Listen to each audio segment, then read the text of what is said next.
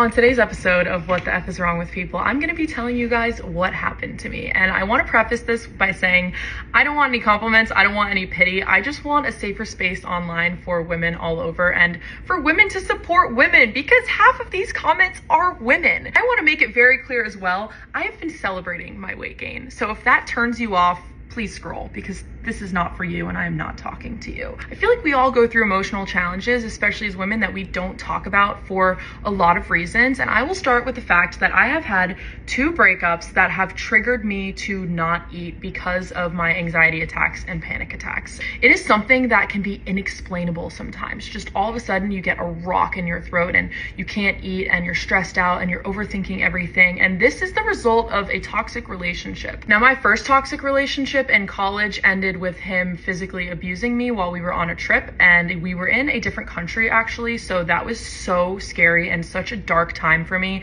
I never felt so betrayed by someone in my life. I was just so shocked and my body went into complete fight or flight, and I flew home from Mexico the next morning. I was on the phone with my mom all night. I didn't know what to do. I was freaking out and I wasn't eating as a result of that. Now, as a creator, I continued to post my life and not talk about that because I just wasn't ready and didn't know how to, but people were commenting, oh, you're getting so skinny. Oh, well, you need to eat a burger. Now it's congrats, you're pregnant, but whatever. You guys will never be happy. And that's lesson number 1. The comments will never be happy. So girlfriend, if you are reading them and taking them to heart and it's someone you don't know, don't do that anymore. Now, toxic relationship number 2 was with a total, complete narcissist. And I didn't even know what that was. I had never dealt with that before. I'd never dealt with emotional abuse before. But boy, did my body know what to do. She said, don't eat.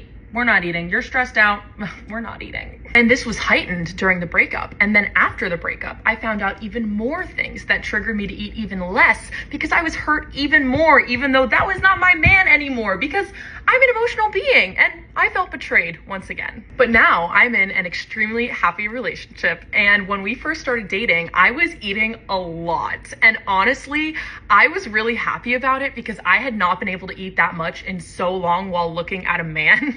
It sounds so bad, but it's true. But I started to feel bad, honestly. I started to feel unhealthy and I didn't like that. I didn't care about what people thought about how I looked, but I did care that I was feeling kind of crappy. So now it's been about a month and a half of me eating mostly whole foods, working out as much as possible, getting in at least 10,000 steps a day, and living a lifestyle that feels healthy to me. I'm afraid I could talk about this for another 5 hours, but love you guys. And if you have any questions, leave them in the comments because you know I will respond.